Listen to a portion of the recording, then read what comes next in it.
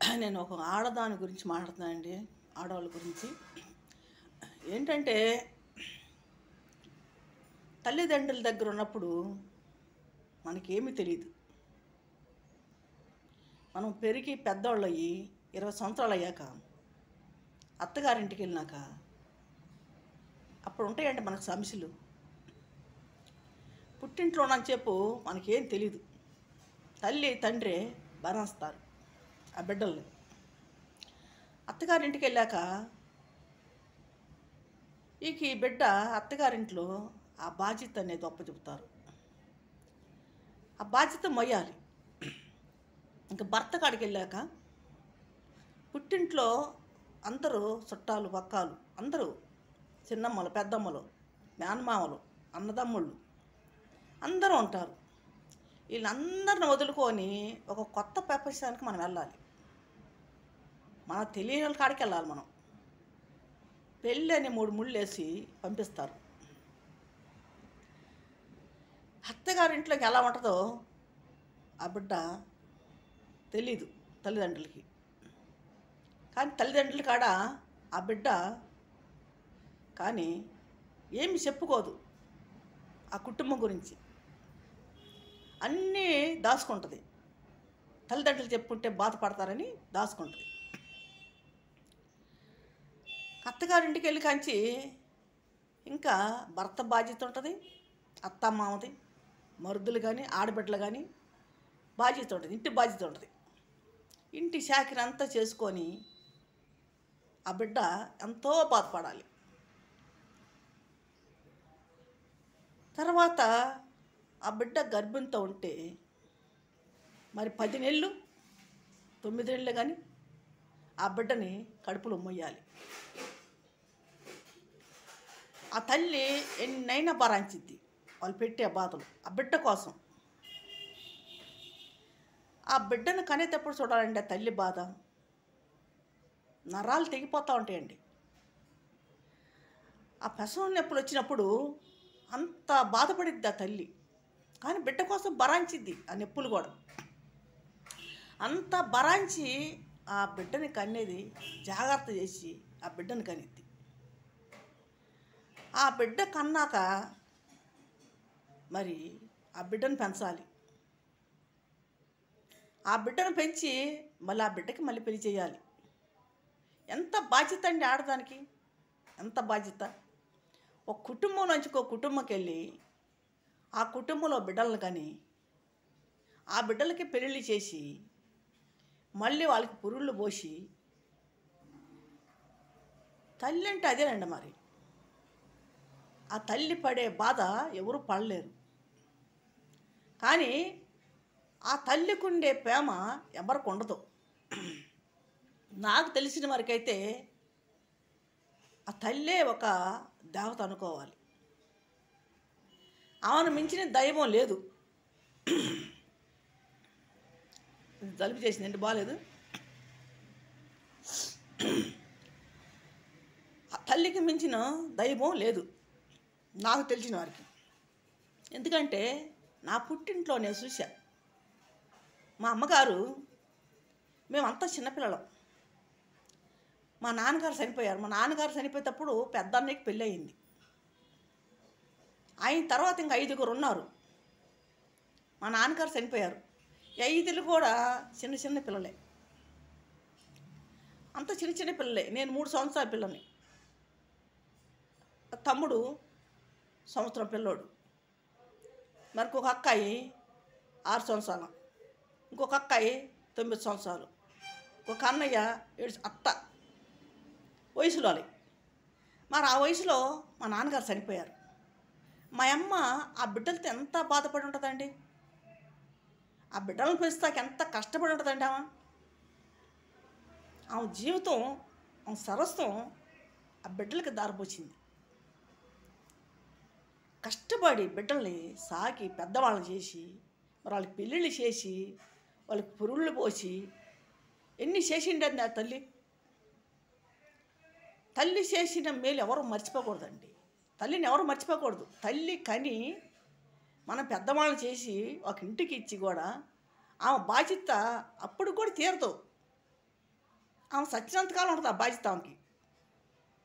బిడ్డల తర్వాత చూస్తూనే ఉంటుంది, వదిలిపెట్టదు. మరి అసమంటే తల్లిని కొంతమంది హేళనగా చూస్తున్నారండి.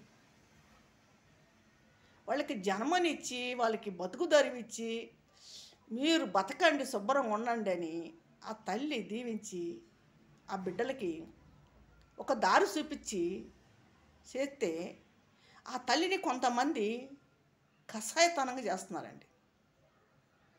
ఆ తల్లిని చంపేస్తున్నారు. ఆ తల్లి చేసిన పాపం ఏంటండి?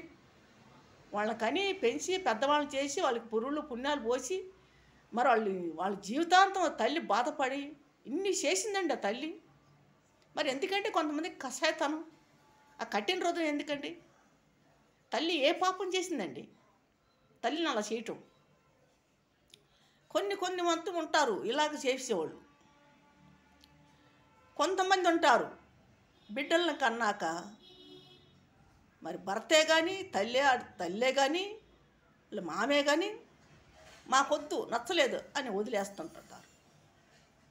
ఆ తల్లి ఆ బిడ్డల్ని వాళ్ళకు అప్పచెప్పి రావాలంటే ఎంత కష్టం మీరు ఒక్కసారి ఆలోచించండి.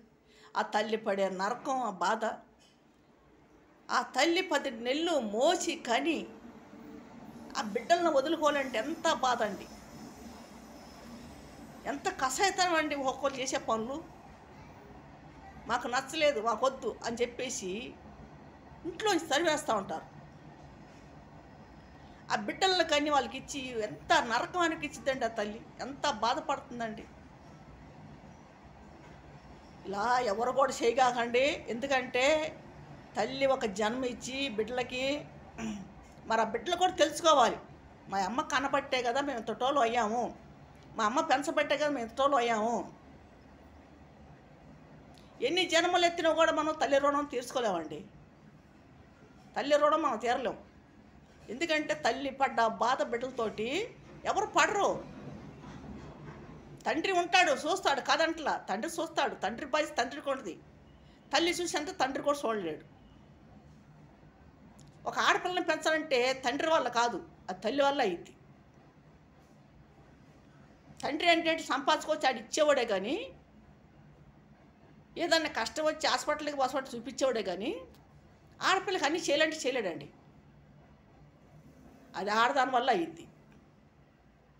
ఒక ఆడది ఎన్ని బాధలు పడాలో తెలుసండి. ఆడదాన్ని సులభంగా మాట్లాడతాడు ఒక్కొక్క మగోళ్ళు. ఆడది నెల వచ్చినప్పుడు బాధపడాలి, గర్భంతో ఉన్నప్పుడు బాధపడాలి. ఆ గర్భంతో ఉండేటప్పుడు ప్రసవం నొప్పులు ఉంటాయి చూడండి, ఆ నొప్పులు వస్తాయండి. అసలు నరాలు తెగిపోయేంత బాధ, అంత బాధ భరాయించుకొని ఆ తల్లి ఆ బిడ్డని కనిద్ది, ఆ బిడ్డని ప్రసవించిద్ది. ఆ బిడ్డని ప్రసవిస్తే ఆ బిడ్డని ఎంత అల్లారు ముద్దుగా చూసుకుంటుందండి ఆ తల్లి, ఎంత గారంగా చూసుకుంటుంది ఆ బిడ్డని. మరి బిడ్డలు ఎదిగినాక ఎందుకంటే తల్లిని అలా బాధ పెడతారు? కొంతమంది ఉన్నారండి, కొంతమంది ఉన్నారు, అందరి సంగతి అంటలేను, కొంతమంది ఉన్నారు. తల్లి ఇలువ తెలియదండి కొంతమందికి. తల్లి ఏంటో ఎక్కడికో పోతారు, గుళ్ళు గోపురాలని. ఇంట్లో మీరు తల్లిని చూడండి ముందు, అదే దైవం. తల్లిని మించిన దైవం లేదు. ఆడుకో వెళ్ళి మొక్కుతారు. తల్లి కాళ్ళకి మొక్కండి, తల్లి కాడ దీవెన తీసుకోండి, మీకు దీవెనలు. తల్లి దీవెనలు ఎంతో మంచిది. ఎక్కడెక్కడికో పోయి మొక్కులు చెల్లించుకుంటారు, డబ్బు ఇచ్చొస్తుంటారు, బంగారు ఇచ్చొస్తుంటారు. ఏ రోజున తల్లికి దగ్గర కూర్చొని మంచిగా మాట్లాడారా? మాట్లాడండి, తెలుసుకోండి. తల్లి ప్రేమ ఏంటో తెలుసుకోండి. తల్లికి ఉంటుంది, కడుపులో ఉంటుంది, బయటపడదు తల్లి. బిడ్డల కాడ బయటపడదు. తల్లి ముందు ఆ బిడ్డలు ఎదుగుతుంటే ఎంత తల్లి గర్వపడిద్దో. నా బిడ్డలు ఇట్లా పెరిగారు, నా బిడ్డలు మంచి పొజిషన్లో ఉన్నారు, మంచి పద్ధతిలో ఉన్నారు అని చెప్పి ఎంత గర్వపడిద్దండి ఆ తల్లి. ఎవరు కూడా తన ఆనందం మళ్ళీ ఆ తల్లికే ఉంటుంది. ఆ తల్లి ఒక బిడ్డను కనాలంటే తన జన్మని ధారపోయాలి ఆ బిడ్డకి. సరస్వం ఆ బిడ్డకి దారి పోసుకొని కనాలి, ప్రశంసాలి. ఇది మగవాళ్ళకి తెలియదండి, అది ఆడవాళ్ళకే తెలుసు. 9 నెలలు 10 నెలలు ఆడది మోస్తుంది బిడ్డని కడుపులో. మగవాడు ఒకరోజు బరువు బాధ్యత మోయాలంటే ఇంటికి వచ్చి ఎన్నో చిరక్కలు బరుకులు పడుతుంటాడు. ఇంట్లో ఆడవాళ్ళ మీద ఒక్కరోజు బరువు మోయితే ఎంతో బాధపడతాడు.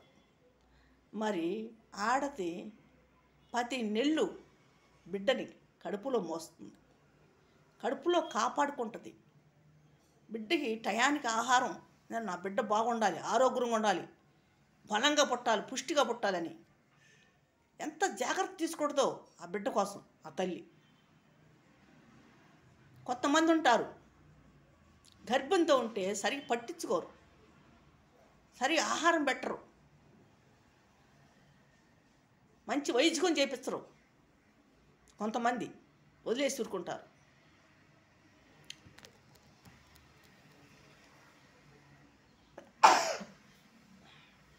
చూడండి, ఇది వీడియో వినండి.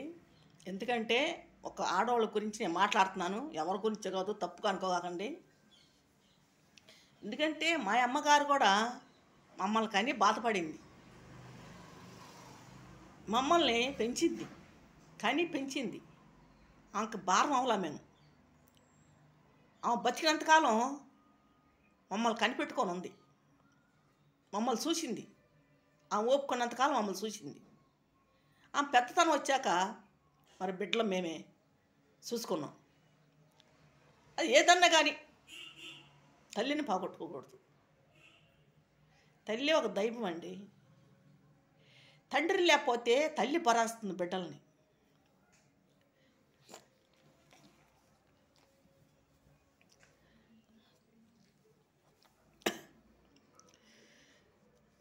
ఒక్కొక్క ఇంట్లో తల్లి తండ్రి ఉంటారు. తండ్రి ఏముంది, బయటికి వెళ్ళి పని చేసుకోవాలి, తప్పదు. బిడ్డల కోసం, కుటుంబం కోసం చేయాలి, బయటికి వెళ్ళాలి. భర్త అనేవాడు బయటికి వెళ్ళాలి, ఏదో పని చేసుకొని రావాలి. మరి ఆడమడిచే కానీ ఇంట్లో బిడ్డలతో బాధపడి మరి అన్నీ చూసుకోవాలి కదండి. మరి అసమంటప్పుడు ఆ బిడ్డలు కూడా ఎదిగిరాక తల్లికైనా తండ్రికైనా గౌరవం ఇవ్వాలి, మర్యాద ఇవ్వాలి, వాళ్ళని గౌరవంగా చూసుకోవాలి. వాళ్ళని ఏనింగా మాట్లాడకూడదు, నోటుకొచ్చిన మాట, వాళ్ళు చేతికి వచ్చినట్టు కొడతాం అట్లా చేయకండి ఎవరు కూడా. తల్లి మీకు జన్మించినప్పుడు అసలు మీరు వాళ్ళ కాళ్ళకు మొక్కాలండి. వాళ్ళు మీకు జన్మనిచ్చి మీకు ఒక బతుకుతారు చూపించి మీరు బతకండి శుభ్రంగా. ఒక్కొక్కరు వాళ్ళ జీవితాలు వాళ్ళే పాడు చేసుకుంటున్నారు. తల్లిదండ్రి మాట వినకుండా వాళ్ళ జీవితాలు వాళ్ళే పాడు చేసుకుంటున్నారు, వాళ్ళ జీవితాలు నాశనం చేసుకుంటున్నారు. ఎవరో మాటలేని, ఒక్కొక్కరు చెప్పిన మాటలని చెడిపోతూ ఉంటారు. ఎప్పుడు కూడా చెప్పిన మాటలు వెనకాకండి, తల్లిదండ్రి మాట అనండి. తండ్రి ఉన్నాడా, తండ్రి మాట అనండి. తండ్రి లేడా, తల్లి మాట అనండి. ఎవరి మాట వినపోతే వాళ్ళు ఎట్లా కవుతుందంటే అసలు లోకులు కూడా లోకు అయిపోతారు, అంత లోకుగా చూస్తారన్నమాట. ఒక తల్లి భయంలో, ఒక తండ్రి భయంలో పెరగండి, శుభ్రంగా ఉండండి, మీ కాళ్ళ మీద మీరు బతకండి. ఎవరి కాడికి వెళ్ళి ఎవరిని ఆశించగాకండి. కష్టపడండి, కష్టపడండి. మీకు చేతనైతే ఒకరు పెట్టండి.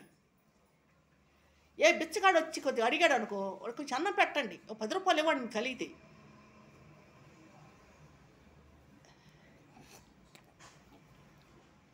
ఎవరి కాడికి వెళ్ళి వాళ్ళ కాడ మీరు సులభంగా వాళ్ళు మిమ్మల్ని మాట్లాడటం, మిమ్మల్ని హీనంగా చూడటం అలా చేసుకోకాకండి. ఎందుకంటే మీ భవిష్యత్తు, మీ జీవితం. తల్లిదండ్రుల కాడికి మీరు వెళ్ళినప్పుడు శుభ్రంగా బతకాలి.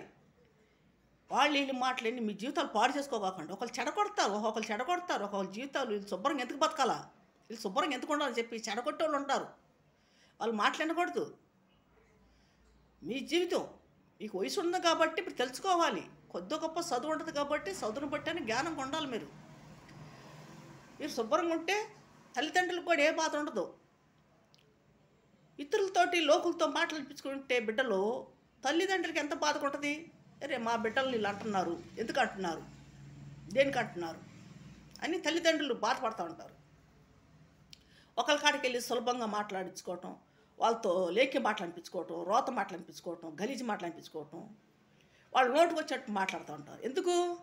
మీరు వాళ్ళ దగ్గర అంత సులభంగా ఉంటున్నారు, అంత అలుసుకుంటున్నారు కాబట్టి. మీరు కంట్రోల్లో మీరు ఉంటే వాళ్ళు అంటారా? అనరు కదా. ఎవరైనా అనరు. దేనికంటారు?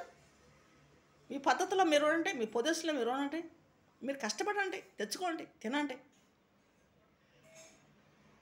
ఎవరైనా సామాసాలు కూడా తగ్గించుకోవాలి. సామాసాలు కూడా కొంతవరకు సామాసాలు కూడా చెడిపోతున్నారు. సామాస వల్ల జీవితాలు కోల్పోతున్నారు, కుటుంబాలు పాడైపోతున్నాయి, కాపురాలు పోతున్నాయి.